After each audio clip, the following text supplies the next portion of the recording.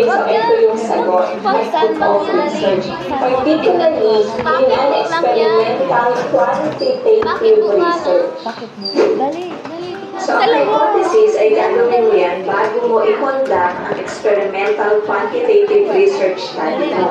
Kung saan nansaan yung dalawang variables. I or independent variable at TV or dependent variable mo.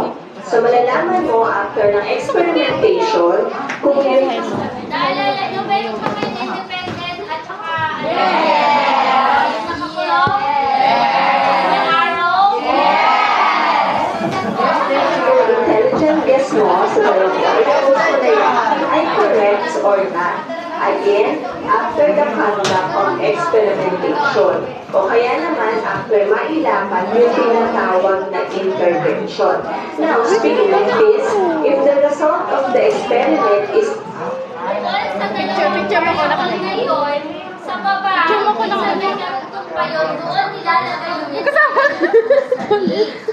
Ulit natin. Nagkakaroon ng extension inside na arrow sa baba. Kasi doon tingnan mo yung ano niya. intervention. Tadhana.